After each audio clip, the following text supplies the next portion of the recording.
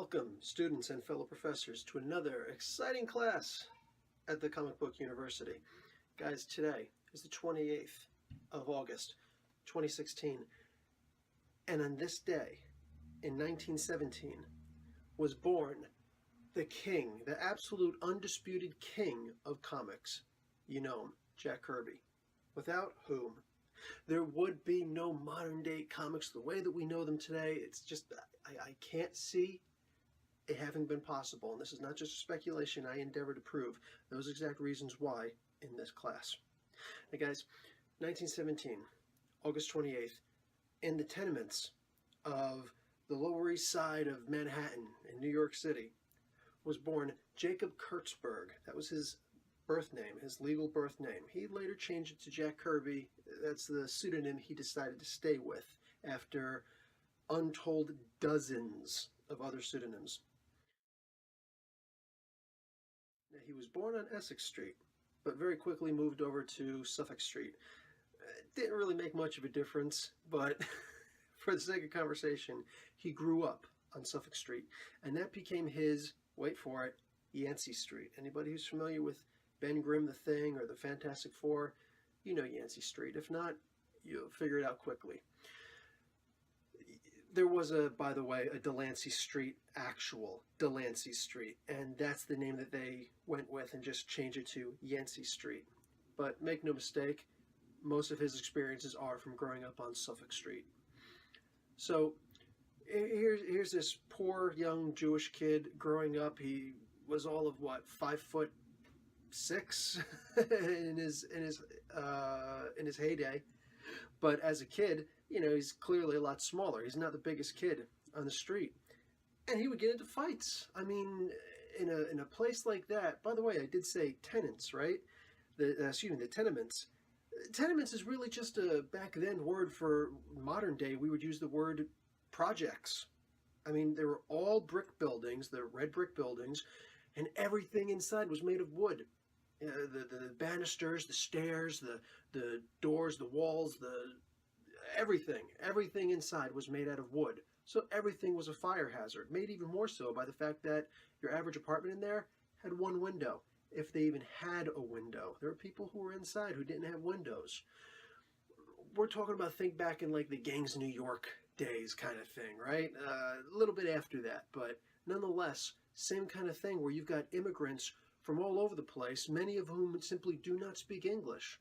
And they were all subdivided just like in, Eastern Europe. How today sometimes it's still similar to this, where all the Italians are here and the Austrians are here and the other group of people, like let's say the Irish. I don't want to get into too much of that, but let's be realistic. Where everybody, they all went together because they could trust their own people and speak their own languages better than trusting or learning new people and things like that in a new country to begin with. It would have been way too stressful. It would have been way too much.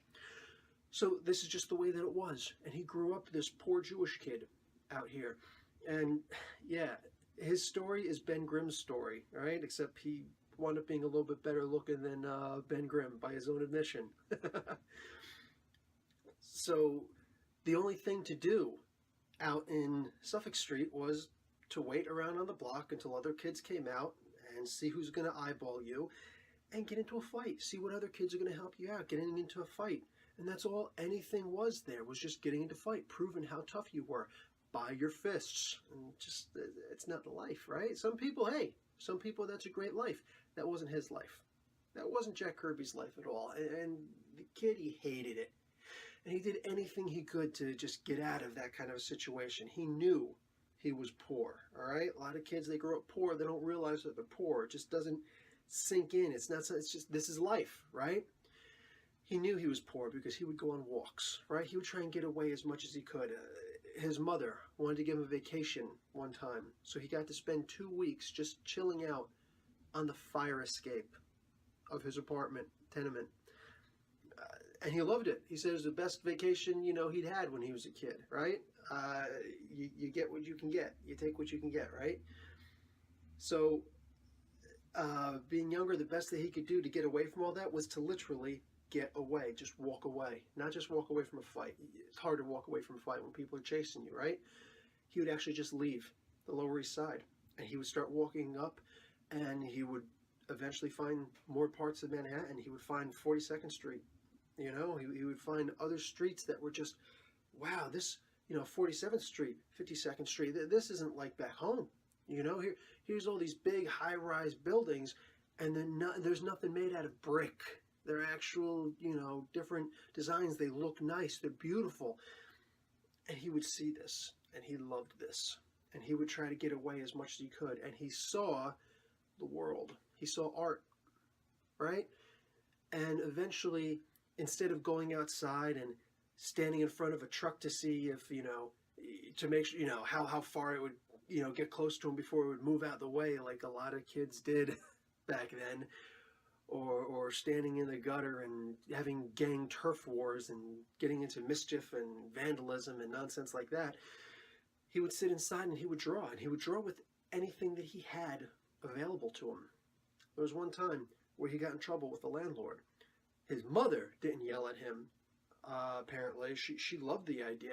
He saw all these spaceships and space exploration. He was fascinated by this sort of thing. And by his own admission, he didn't have an interest in actually being a rocket scientist or an engineer or anything, or a physicist or anything like that. This stuff fascinated him, but that wasn't where his hearts were. That's not what he longed to be. He wanted to draw it. He wanted to bring it to life and bring it to people who'd never seen it before. And the best way he thought to do that was to actually draw it. So he goes and he grabs some charcoal that he finds outside, brings it inside, and paints a mural inside his apartment building, right, of rocket ships and space scenes and moonwalks and things like that. Landlord was a little ticked. What are you going to do? But his parents were happy. His mother, at least, was like, wow, this is beautiful, and realized that he was an artist. Now, he tried a couple of different art schools. Didn't work out for him because they wanted him to spend forever sitting down on one thing. He's like, there's so much in this world to draw. Why do I want to sit down and spend forever on one thing when I can just get it done and move on to the next piece? And you'll see that was a big part of who he was, who he would eventually come to be. Jack Kirby would move on, and eventually he would leave where he was. He would just get out, literally just get out. And he goes off, and he gets his first job as a cell painter or cell washer, depending on how you want to look at it, depending on the name you want to use, really. And it was with the Fleischer brothers as an in-betweener. All right, now an in-betweener, some of you know that comic book character, maybe that's where the name came from. But what it was, first off, a lot of people say that, he worked on Popeye. Maybe he did, but he specifically, in an interview that I saw with him, he said that he was working on Betty Boop, specifically. So maybe he worked on Popeye, too. I wasn't there. I'm just going by what I know. And essentially, what he would do was, as an in-betweener, the main artist would come up, the person who would be credited with the art for that particular episode, that particular cartoon. This was animation.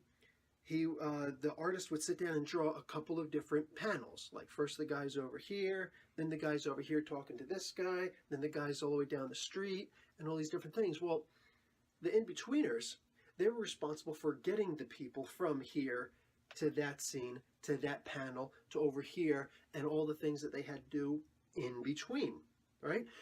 And it was the mentality where you have, let's say, 3 to 5 guys, or whatever, all sitting in a row. And the first guy would take that original picture, and he would move the guy. As much as the guy would need to be moved for an animation back then. Move the guy. Draw him moved this way. Right, and just like an outline. And then he would draw the next picture. He would draw like maybe 3 pictures like that of the guy moving, just basic animation, right? Then he would pass it down to the next guy. The next guy, he would sit there and he would start drawing the outlines of the clothes and facial features and things like that. Like get them more detailed, almost like going from penciling to inking. then they would move it to the next guy, and the next guy would sit there and he would fill in certain things. He would draw the checkers on the jacket, let's say. Then it would get to Kirby. Kirby would sit there and he would fill in the cuffs on the guy, or the spats, that the guy was wearing. And basically, that's how the animation process worked. And he would get all that done.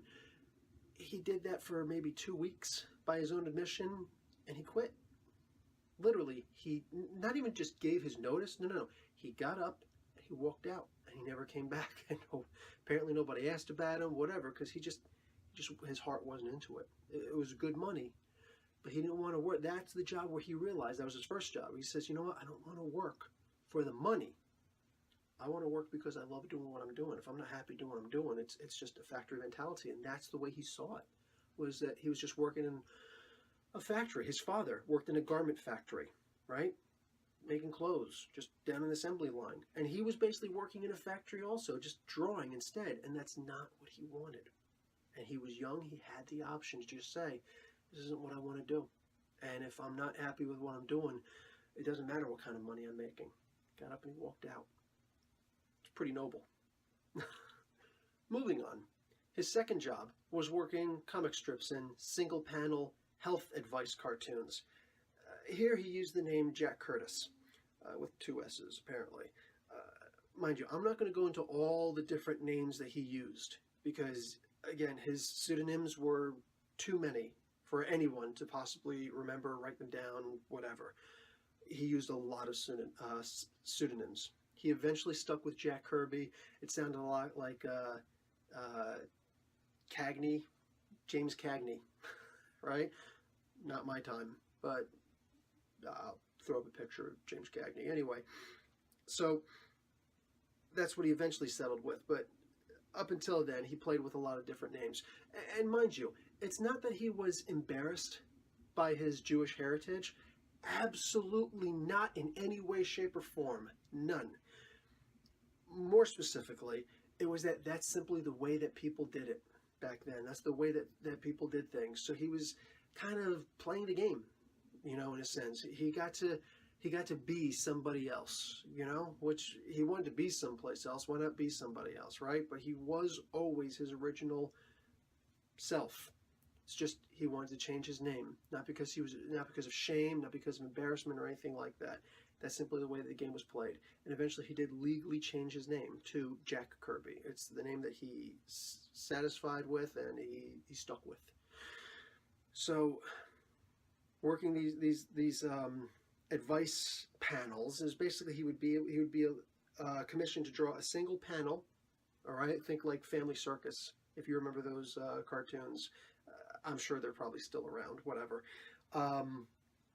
Where it's a single panel or a bubble, whatever, and he would give health advice in there. He would open up one of the medical journals. He would look through and find something cool that he could draw to explain, and he would do that. And that would be his job in a daily newspaper. Later on, he would start working in other places. One of the places that he worked with was Fox Feature Syndicate. Now, this was run by Harvey Fox, and Harvey Fox was quite a character. Right? He'd have all the artists sitting around in a big circle, nobody really talking to each other, and he would never interact with a single one of them, but he would just simply walk. This is by Jack Kirby's own admission. This guy, Harvey, would walk around and just see what everybody's doing, and he would mumble to himself, and he would repeat a mantra. He would say, I'm the king of comics. I'm the king of comics. And that's all he would do. He wouldn't interact with people. He wouldn't take meetings. Nothing. That's what the guy did all day long. I'm the king of comics. So interesting that Kirby got to actually take that mantra for real. But Kirby was working on various projects there. Probably the most famous one, my opinion, is working on the original Blue Beetle. He did not create the Blue Beetle. Don't make that mistake. He didn't create the original Blue Beetle, but he did work on the original Blue Beetle. It was just a pseudonym that was passed on and on to the various people who would draw it based on the original guy who drew and created Blue Beetle. Now, the most important thing that happened here at Harvey Fox's Fox feature syndicate was that he met Joe Simon. Now, anybody who knows, or anybody who's looking at the shirt that I'm wearing, and yes, I have 100 Captain America shirts, this is the guy he eventually collaborated with to make Captain America. And it happened pretty quickly, right? It wasn't actually that big of a deal. Jack Kirby, Jack's the best. He's probably one of the most humble guys you're ever going to meet, right? He said that I was collaborating with Joe Simon, who was working, he was a veteran in the field because he was there 4 months before Jack had come along. And he was the editor at the time. And every week, every 2 weeks, there would be a new editor in Fox feature, right? But at the time, he was the editor, and he saw what Kirby was doing, actually paid attention and said, you've actually got some real talent. Not that anybody else didn't, but that this guy, he could churn out the work fast, and it was all good quality work, and it was mind-blowing, the kind of things that he could do, which we will get to later. But still on the history, they both went off together, and they collaborated, and they got an office.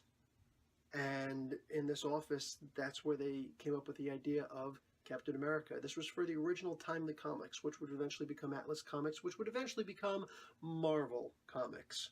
In the meantime, they were still Timely Comics way back when, under Archie Goodman.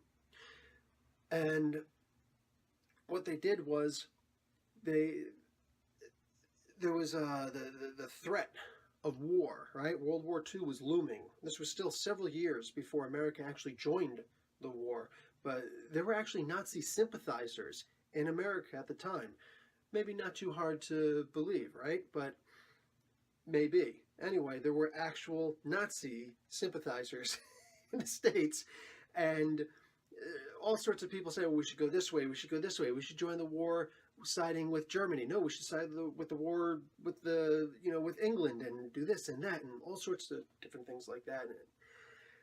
And Kirby, being a young Jewish boy and being interested in current events and the sciences, he obviously didn't really like Hitler too much, right? So it wasn't too far-fetched, the idea that he would make this character called Captain America, who would punch Hitler in the face in the very first issue. Now, when he was asked, where did you come up with the idea for Captain America? He says it actually wasn't too hard, it was actually obvious. He says Superman was already taken, all right? Which, that's a beautiful thing to say, right? You give credit where credit's due. He says Superman was already taken. That would have been the obvious choice, right? The Ubermensch. I hope I'm saying that right. But he turned this around, and he just made essentially a normal guy. He was given super strength, not nearly to the level of Superman, even way back when he couldn't fly. He could only leap over tall buildings. But he would take this idea of a modern day, basic Superman, gave him a shield, that heater shield, and eventually turned into this one, and move along and join the war effort and be the ultimate American soldier who would go in and right the wrongs and punch Nazis in the jaw. What are you going to do with his young sidekick Bucky, who he made because people kind of needed that idea, like Captain America's the adult, and how are kids going to be able to associate with the adult? So they would associate with the young teenage sidekick of Captain America. Right? That was the reason for Bucky's creation. But that was the premise behind Captain America. That's why he made him. And of course, later on, he would be drafted into the war. No, not Captain America. Jack Kirby specifically.